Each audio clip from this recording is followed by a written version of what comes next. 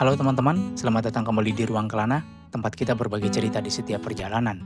Masih melanjutkan cerita dari dua video sebelumnya, kali ini kompas kita mengarah ke Kota Batu, sebuah kota yang begitu lekat dengan julukan Kota Apel. Kira-kira kenapa kota ini dinamakan Kota Apel dan ada cerita apa yang menunggu kita di sana? Mari kita mulai cerita hari ini.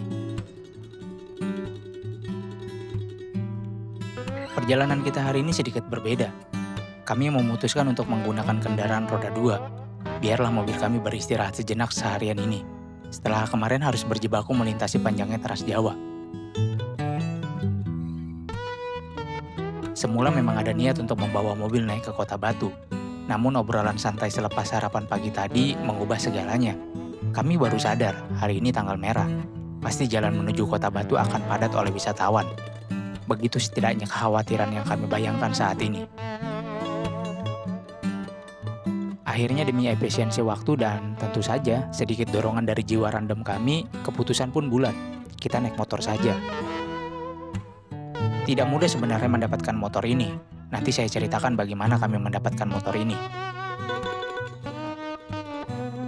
Jarak dari hotel tempat kami menginap ke pusat Kota Batu ini sebenarnya tidak terlalu jauh.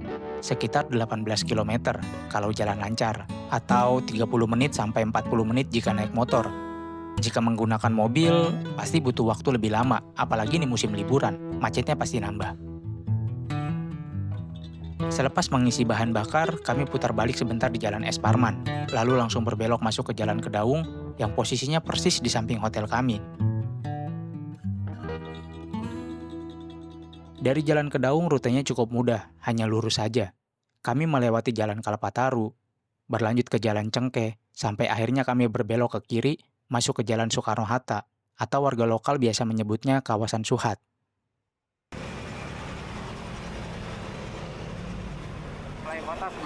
Motor kami terus melaju menyusuri Suhat, sampai akhirnya melintas di atas jembatan Soekarno-Hatta yang membentang gagah di atas aliran Sungai Berantas. Tepat di ujung jembatan, kami mengambil haluan ke kanan, masuk ke Jalan MT Haryono. Pas di persimpangan ini, kita akan disambut oleh deretan gedung kampus legendaris. Tepatnya di depan area Fakultas Ilmu Administrasi Universitas Brawijaya. Dari titik ini navigasi Maps jadi lebih mudah. Tugas kami cuma satu, ikuti terus jalan utama ini. Sedikit berbagi cerita kepada Sobat Kelana, bagaimana kami bisa dapat motor ini. Dengan bermodal searching di handphone, kami mulai mencoba peruntungan menghubungi beberapa rental. Dan benar saja dugaan kami, dari beberapa nomor yang dikontak, semuanya sold out alias full box. Wajar saja, ini musim liburan akhir tahun, apalagi kami pesannya dadakan. Saya sudah mencoba mengontak beberapa rental dan teman-teman yang saya kenal di Malang. Hasilnya tetap sama, semuanya full. Alhasil kami sempat memutuskan ke rencana awal, yaitu menggunakan mobil jika memang tidak mendapatkan sewaan motor hari ini.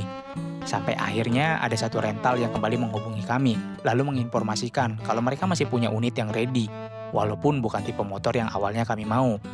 Nama rentalnya Hidayah Group, biaya sewanya Rp150.000 untuk satu hari full, dan kami dapat unit Vario 160, sebuah harga yang masih masuk akal di musim liburan saat ini, terlebih memesannya dadakan seperti kami.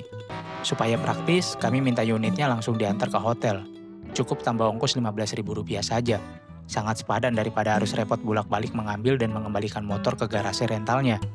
Proses sewanya juga gampang banget, dan gak pakai ribet. Motornya sampai di hotel, pihak rental cuma minta KTP dan SIM buat pendataan. Habis itu isi form, tanda tangan, lalu foto selfie dengan KTP dan form yang sudah diisi. Unitnya diserahkan dan motor bisa kita gunakan. Oh iya, untuk nomor kontak rentalnya nanti saya taruh di deskripsi ya. Jalan yang kami lewati hari ini ternyata lumayan lenggang. Hanya ada sedikit antrian di beberapa titik lampu merah. Selebihnya laju motor kami melenggang bebas tanpa hambatan. Sungguh ini di luar prediksi kami. Kami melewati beberapa kampus besar yang berdiri megah persis di pinggir jalan ini, seperti Unisma hingga Pesona Kampus Putih Universitas Muhammadiyah Malang yang berada di kawasan Telogomas.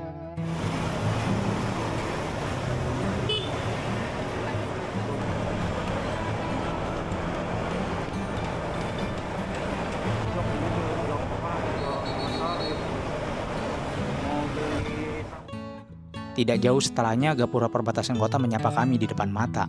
Selamat datang di kota wisata Batu.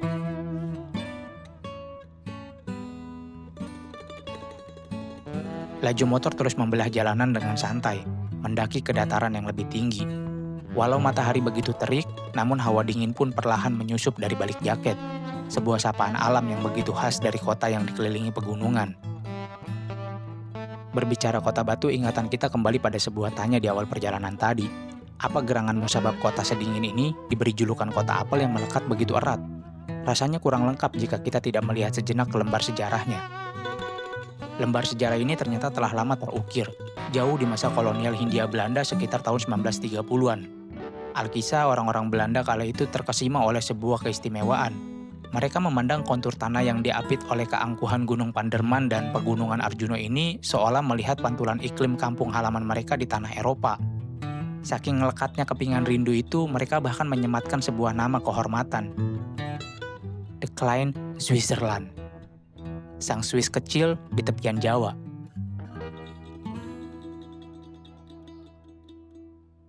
Berawal dari kecocokan alam itulah, mereka mulai membawa dan menabur benih-benih apel, dan semesta pun seolah merestui. Tanah yang dingin ini mendekap benih tersebut dengan hangatnya kehidupan. Apel tumbuh dengan suburnya. Perlahan tapi pasti, kebun-kebun apel mulai menjadi urat nadi masyarakat sekitar. Dari rona hijau apel mana lagi, merahnya Rom Beauty, hingga renumnya apel anak, semuanya lahir dan membumi di sini. Sejak saat itulah, hamparan kebun apel menjadi sebuah warisan baka. Sebuah ikon abadi yang senantiasa memanggil rindu bagi siapapun yang pernah singgah di kota ini. Layaknya sebuah siklus, Kota Batu dulu dan kini pun berbeda. Jika dahulu terkenal dengan hamparan kebun-kebun apelnya, kini kota ini berganti wujud menjelma menjadi deretan wisata buatan yang menarik wisatawan dari berbagai penjuru untuk datang ke kota ini. Ini bukan sekedar isapan jempol belaka. Catatan Dinas Pertanian setempat menjadi saksi bisu bagaimana lahan apel yang dulu mencapai lebih dari 1.700 hektar di tahun 2019, kini kabarnya menyusut drastis hingga tersisa tak sampai separuhnya. Dan musabab dari redupnya kejayaan ini tentu tak lepas dari hukum alam. Pesatnya pembangunan membawa sebuah harga yang harus dibayar mahal. Jika dulu hawa dingin kota ini begitu menggigil hingga menusuk tulang, kini gigil aslinya perlahan memudar walau masih terasa dinginnya.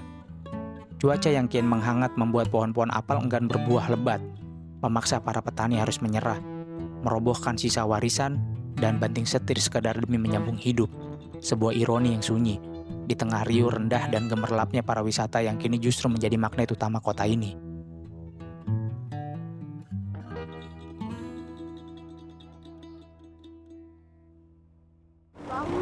Oh, view-nya.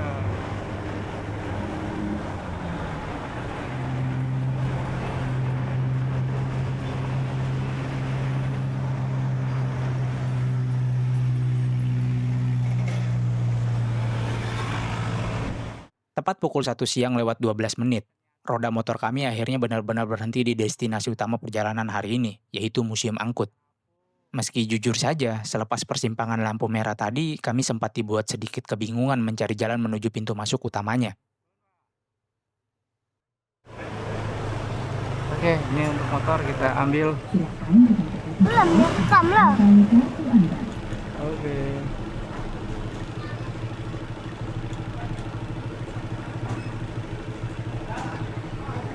Mak betul.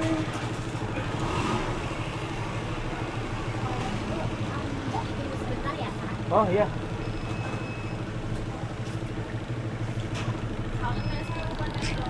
Iya. Roll. Mesti jangan Iya. sampai hilang ya. Terima kasih. Ke parkir sepeda motor pengunjung. Belok kiri. Oh ini. Sini aja udah. Udah jajan. Pakai apa sih ada pel kakak? Pakai udah biarin. Apakah? Ternyata di dalam satu kawasan luas yang dikelola oleh Jatim Park Group ini, kita langsung disuguhkan dua daya tarik wisata sekaligus. Satu sisi adalah Museum Angkut, sang mesin waktu yang menyimpan ratusan mahakarya otomotif dunia, dan tepat berdampingan dengannya ada Pasar Apung Nusantara, sebuah area kuliner estetik yang disulap layaknya pasar terapung tradisional lengkap dengan sungai buatannya. Ibaratnya beli satu tiket, tapi dapat pengalaman berwisata ganda.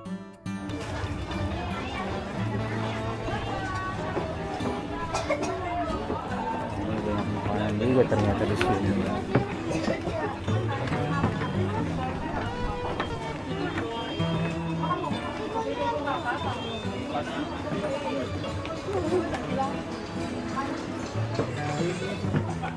Ada keripik apel. Bukan pintu masuk. Jadi tadi masuk parkiran dari sono, terus masuk lagi di jalan dulu. Nah, kita naik bebas nanti. Sensasi 9 dimensi, bukan itu tuh. Itu 9 dimensi, bukan lagi 3 dimensi. Explore. Solar, parkir, time center. Nah, kita mau masuk ke tiket masuknya dulu. Karena tiketnya udah beli. Nah, ini. Jadi tadi agak membingungkan ya di sono itu. Masuk terus tiketnya sebelah mana gitu. Nah, ini bisa masuk mobil. Ini masuk mobil. Tadi mobil itu masuk. Oh, dari situ tadi yang disuruh masuk. Oh, ini pasar apung. Ini museum angkut berseberangan. Nah, kita tadi masuknya dari pasar apung malah. Nah, sebelum benar-benar memulai perjalanan di museum angkut ini, ada satu urusan wajib yang harus diselesaikan dulu di area depan, yaitu tiket masuk. Karena untuk liburan kali ini kami ingin semuanya serba praktis dan anti ribet, kami sudah mengamankan tiket secara online beberapa hari sebelumnya.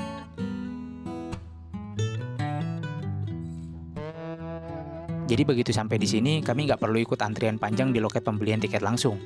Langkah kami bisa langsung mengarah ke counter khusus penukaran tiket yang sudah disediakan.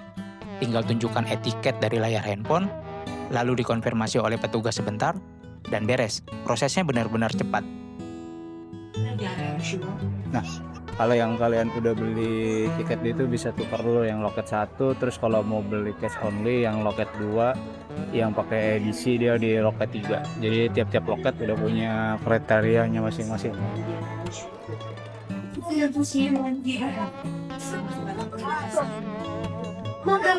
Jadi kalau bawa jenis semua kamera ya, baik itu kamera DSLR, mirrorless maupun action cam, dia kena tambahan Rp30.000, kecuali kamera handphone. Kalau kamera handphone nggak bisa. Pokoknya semua bentuk kamera dia kena cas, jadi nggak bisa masuk kalau dalam. Gitu. Nah, kebetulan kita bawa action cam ini, jadi tambah 30.000. Penting banget sih itu. Nah, tandanya nanti itu kalau misalkan dia udah beli tiket, terus udah bayar, nah dia dapat kayak gini. Nah, ini tiketnya. Ini nanti digantungin di kameranya. Jadi nanti pada saat mau masuk itu ditandain. Yuk kita masuk ke dalam. Ada beberapa aturan yang harus kita perhatikan. Salah satunya tidak boleh membawa makanan atau minuman dari luar. Jadi air minum yang kami bawa terpaksa harus ditinggalkan.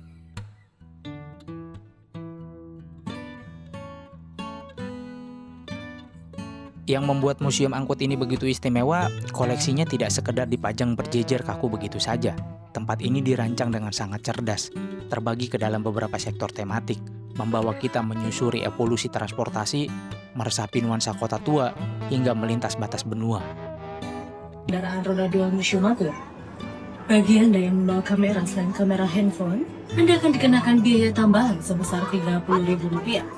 Atau Pokoknya selain kamera handphone itu tambah 30.000. Anda bisa mengembalikannya ke kendaraan Anda atau menitipkannya di loker yang telah kami sediakan. Nanti dapat bilang yang dipasang di koleksi. Iya. Kami mengimbau terhadap pengunjung untuk tidak membawa atau menukar kamera phone selama berada di area museum. Silakan dong.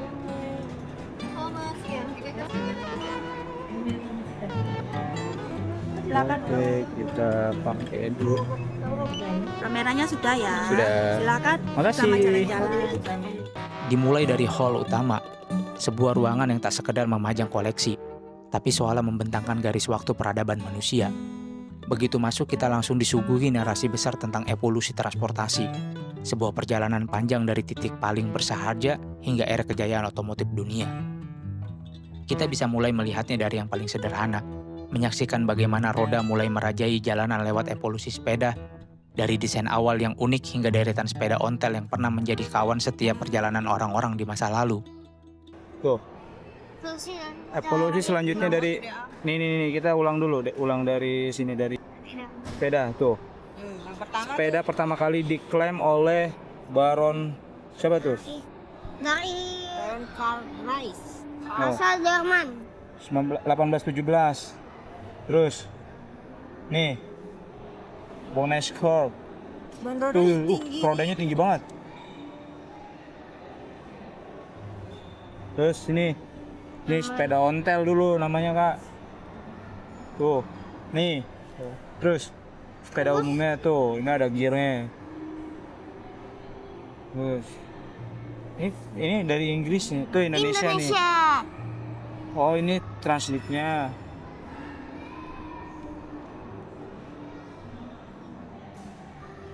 Yuk, lanjut. Tuh, jadi ini jenis-jenis sepeda. Evolusi sepeda dunia.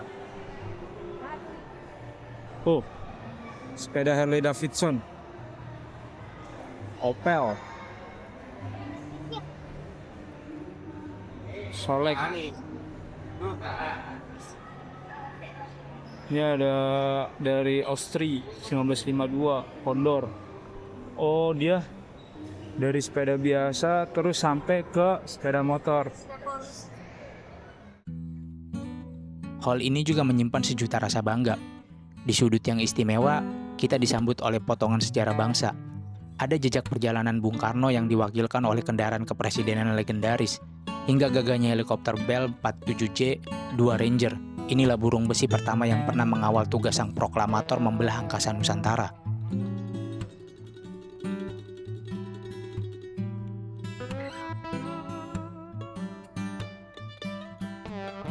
Bergeser sedikit ke sisi lain, suasana mendadak terasa lebih tangguh. Deretan kendaraan militer seperti US Army Wheels Jeeps menunjukkan kegagahannya bersanding dengan truk-truk besar peninggalan era kolonial. Nih, sama. Tuh. Ini Jeep nih. Ini ada ininya kayaknya. Ada perawatannya tuh. Check-in untuk kendaraan edukasi. Iya, pokok. Yang Indonesia.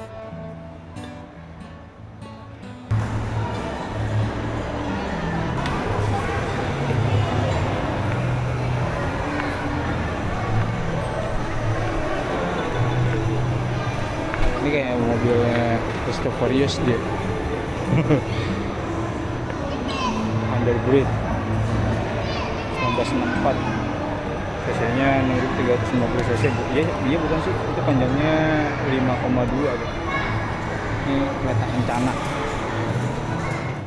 Tak ketinggalan, barisan mobil mewah dan sport klasik seperti Ford Model T yang legendaris hadir memukau mata dengan desain yang tak lekang oleh zaman. Kokpit.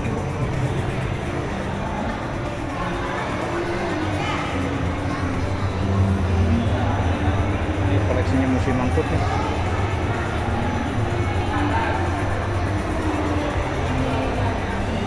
Ini juga sama. Luar biasa ya. Kokpitnya sama, mohon tidak untuk membuka pintu.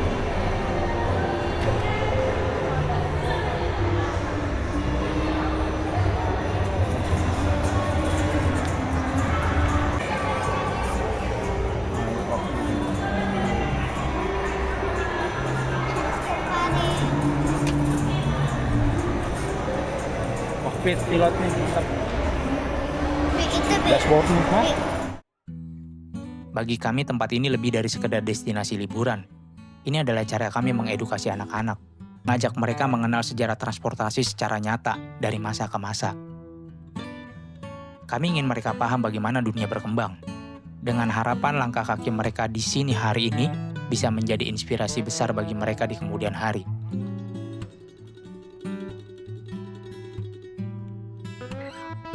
Masih di hall yang sama, kali ini kita mengarah ke lantai 2. Di lantai 2 ini berisi transportasi tradisional. Kita diajak menengok kembali cara leluhur kita bergerak di masa lalu. Ada replika karapan sapi yang melambangkan ketangkasan, hingga rupa-rupa alat angkut sederhana yang menjadi saksi bisu perjuangan masyarakat Nusantara sebelum mengenal mesin. Mata kami tertuju pada sebuah sudut bertulisan Apollo View. Rasa penasaran membawa langkah kami keluar menuju sebuah anjungan tinggi yang terbuka. Kita naik roket ini ternyata.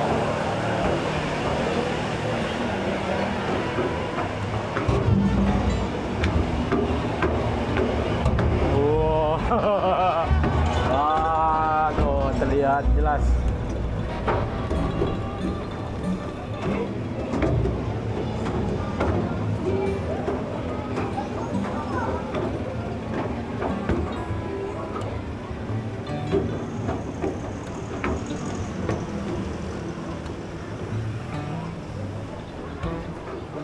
Ini simulasi naik roket ini. Ah, ada ETC no, ETC.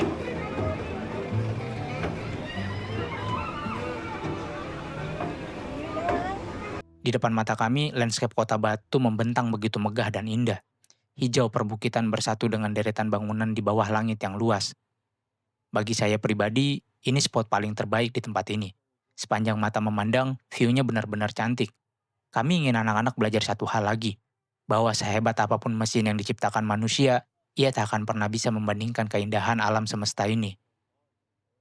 Puas menikmati landscape dari anjungan ini, kami turun kembali memasuki hall di lantai 2 yang bertulisan Garbarata, lalu menuju runway 27 di lantai 3.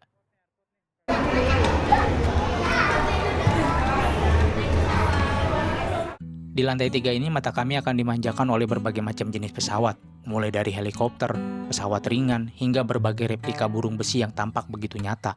Semuanya berjejer rapi, menceritakan bagaimana ambisi manusia untuk terbang akhirnya menjadi nyata. Area kantin makan.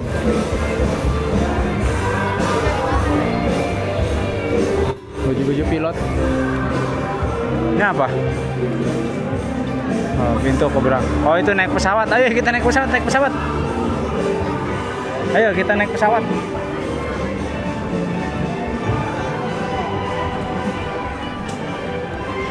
Ini pesawat terbang yang dibuat di Indonesia.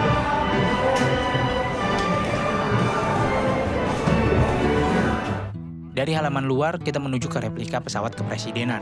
Di sini kita bisa melihat suasana dalam pesawat kepresidenan, tata letak kursinya, sampai ruang kerja presiden di dalam pesawat.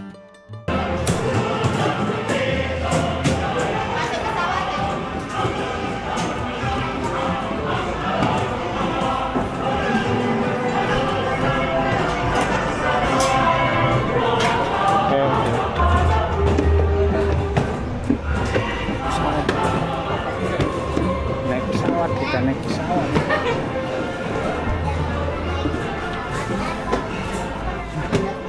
Ini dia pesawatnya.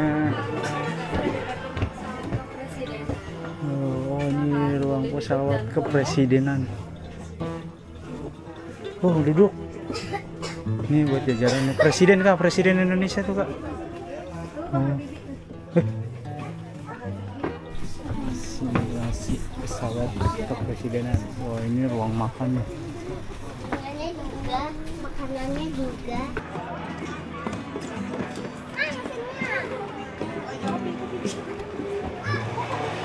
Oh kak, mesinnya kak. Kak, mesinnya tuh kak. Rodanya terlihat kecil. Ini benernya. Kak, mesinnya kak. Oh, ada AC-nya kak di dalam kak. Dia jalan. Baru segini.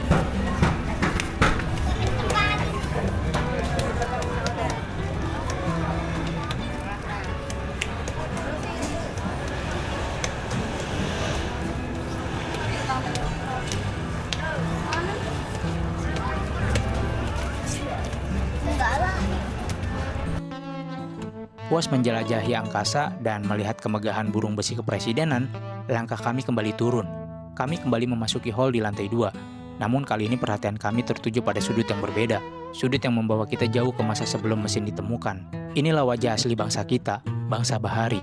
Di hadapan kami berjejer rapi replika kapal-kapal tangguh di masa kerajaan Nusantara. Kapal-kapal kayu yang dulu membelah samudra, menyatukan pulau-pulau, dan membawa harum nama Nusantara hingga ke ujung dunia. Kita bisa melihat betapa detailnya konstruksi kapal-kapal ini. Tanpa teknologi modern, para leluhur kita mampu menciptakan armada yang sanggup menantang badai. Ini adalah bukti nyata betapa cerdas dan beraninya bangsa kita sejak dulu kala.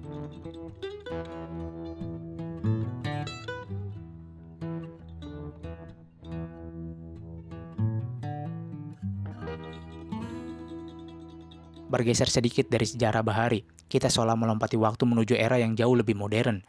Selamat datang di dunia kecepatan. Di sektor ini suasana mendadak berubah menjadi energik dengan hadirnya arena balap F1. Anak sulung kami seolah terpaku. Tatapannya tak lepas dari kursi kokpit simulator Ferrari Mini. Ada rasa penasaran yang besar di matanya. Sebuah keinginan untuk merasakan sendiri bagaimana rasanya menjadi penakluk lintasan balap. Melihat antusiasmenya, tanpa pikir panjang kami langsung mengaminkannya. Mengapa tidak? Inilah saat dia belajar mencoba hal baru. Sambil menunggu giliran, dia tampak begitu serius. Mengamati setiap gerakan kemudi dan mendengarkan raungan mesin dari layar, seolah sedang menyusun strategi di benaknya. Dan akhirnya, momen itu tiba. Dia duduk di balik kemudi, menggenggam setir dengan mantap, dan mulai merasakan sensasi kecepatan melalui simulator. Meskipun hanya dunia virtual, namun fokus dan keseriusannya adalah nyata. Bagi saya, melihatnya berani mengambil kendali adalah sebuah kebanggaan tersendiri. Saya ingin dia tahu bahwa di dunia nyata nanti, dia juga harus berani duduk di kursi pengemudi hidupnya sendiri, menghadapi tikungan tajam dengan tenang, dan harus melaju hingga mencapai garis finish impiannya.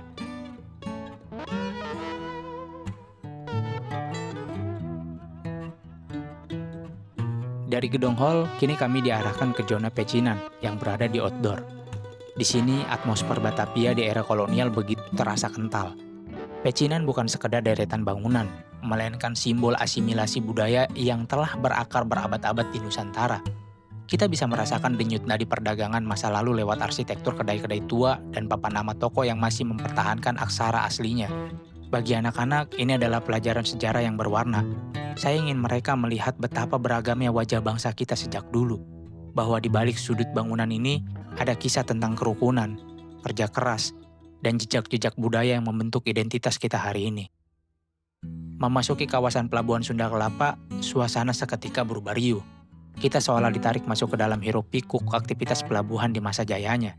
Jajaran replika cikar yang ditarik oleh sapi, mengangkut tumpukan logistik dalam karung-karung goni, truk-truk besar yang tampak terparkir rapi, yang siap untuk mendistribusikan barang-barang ke seluruh penjuru kota. Bodinya yang kokoh dan warnanya yang mencolok menjadi simbol kemajuan transportasi niaga di era itu. Di titik inilah kita belajar tentang transisi. Bagaimana tenaga hewan dan mesin bekerja berdampingan untuk menggerakkan roda ekonomi bangsa. Dan yang paling mencuri perhatian adalah replika tangkapan hasil laut yang digantung tinggi. Ikan-ikan raksasa ini adalah primadona pada masanya. Bukti nyata betapa kayanya samudera kita. Bagi anak-anak, melihat ini secara langsung memberikan gambaran nyata bahwa laut adalah sumber kehidupan yang luar biasa.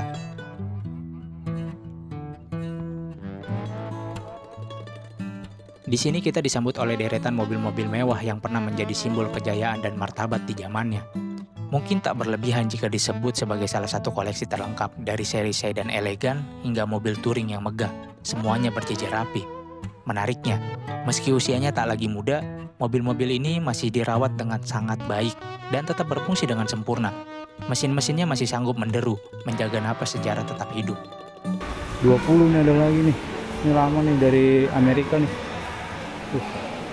Overland. Mantap. Ini Amerika nih Kak, Dek. Ini Amerika, Dek. Ini Fuji Rabbit punyanya Jepang. Udah mahal. 58. Vespa.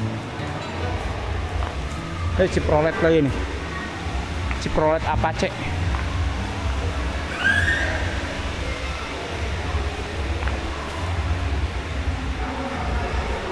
Oh, Dek. Nih. Nih. Oh. Nih, Toyota yang buat mobil jalan-jalan tuh 54. Waduh. Kak kami dia.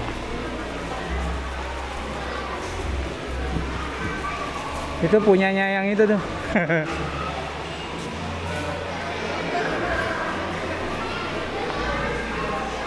Ini Kaiser nih. Dulu itu bener-bener kaleng besi semua. Agak ada plastiknya itu besi semua. Makanya berat itu deh.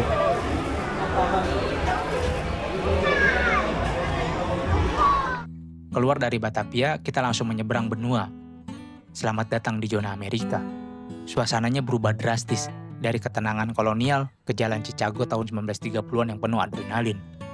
Catatan penting buat Sobat Kelana, pastikan kalian sudah cek dan catat jadwal atraksinya, jangan sampai terlewat. Karena ini adalah momen paling ikonik dan paling ditunggu-tunggu di musim angkut. Kalau tidak salah, pertunjukannya dimulai pukul 16.30 setiap weekendnya. Pada sore hari ini ya. Yang pertama ada Mr. Raffi, yang kedua ada Mr. Brian, yang ketiga ada Mr. Said, dan yang keempat ini kami hadirkan salah satu koleksi mobil yang bersejarah ya. Dan so Mr. Tiger, tepuk tangan berdua untuk Mr. Tiger, biar lebih semangat lagi ya.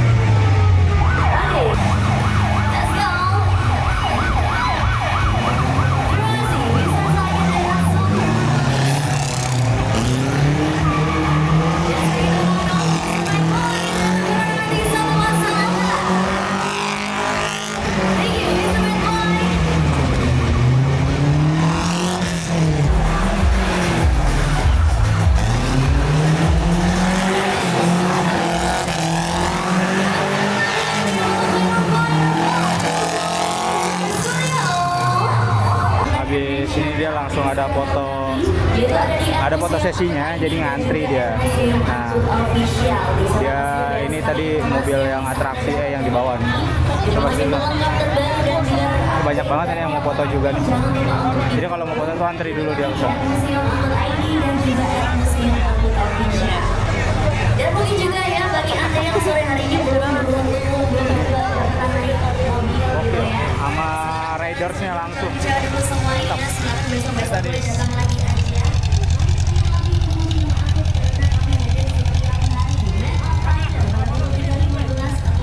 Jam 15.15 sore ya, yang berada di sini pastinya di zona desa dan Broadway. Dan juga setiap hari juga kita akan bagi-bagi hadiah.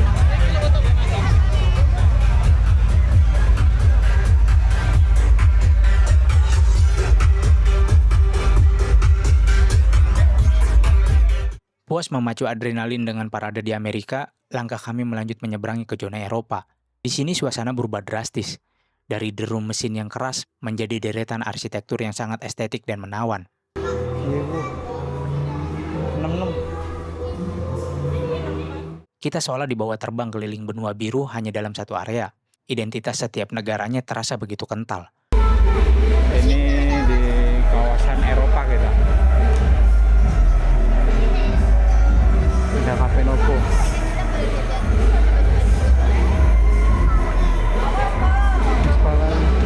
Ini kayak punya Sudima 70-an kalau nggak salah. 80-an.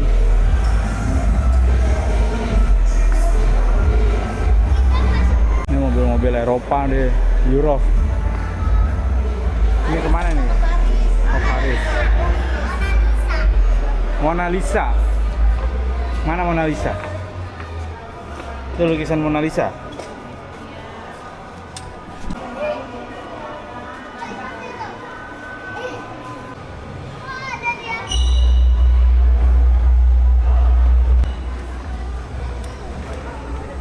Ceritanya inilah suasana Paris. Vespa Super, bro. Asli ini, bukan imitasi. Aduh, Dek, nggak boleh didudukin, Dek. Kakak tadi. Asli ini.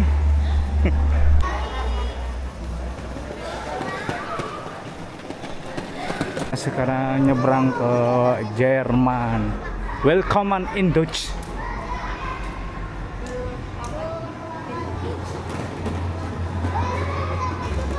Nah, welcome in Dutch, Deutschland, Jerman kita. Oh, sebelah kiri deh, ini masih ada di sini. Mantap. Bodinya. Nah, ini kita sedang berada di kawasan Jerman. Oh, Berlin loh. 1961. Kita seolah dibawa terbang keliling benua biru hanya dalam satu area. Identitas setiap negaranya terasa begitu kental. Mulai dari romantisme sudut-sudut di Prancis, gaya klasik Italia, hingga kemegahan arsitektur Jerman. Semuanya ada di sini.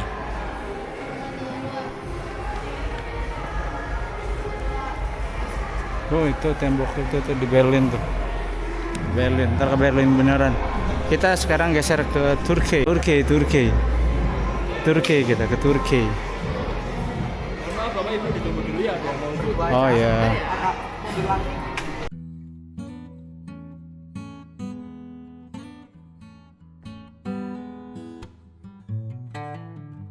Bagi anak-anak ini adalah atlas yang hidup.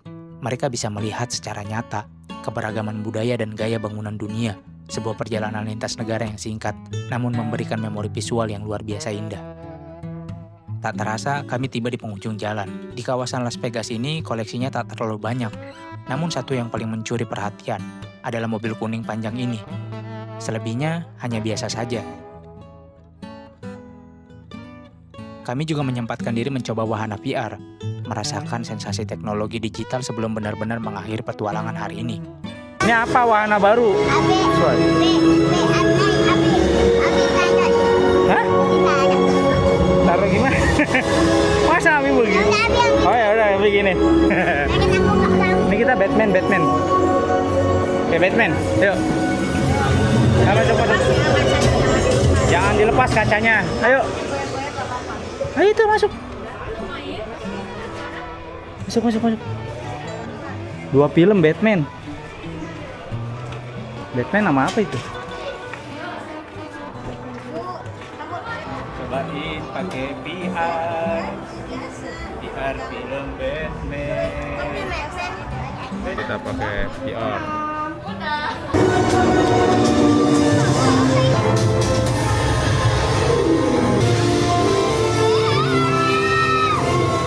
Langkah kami berlanjut menuju lorong gerbong kereta yang membawa kami ke arah pintu keluar. Sebuah transisi unik untuk membawa kami keluar dari lorong waktu ini. Sebab hari ini bukan hanya tentang deretan mesin atau tumpukan sejarah. Ini adalah tentang melihat dunia dari sudut pandang yang berbeda. Tentang bagaimana kita merayakan keelokan kota batu, hingga meresapi jejak evolusi transportasi dunia dan megahnya sejarah Nusantara.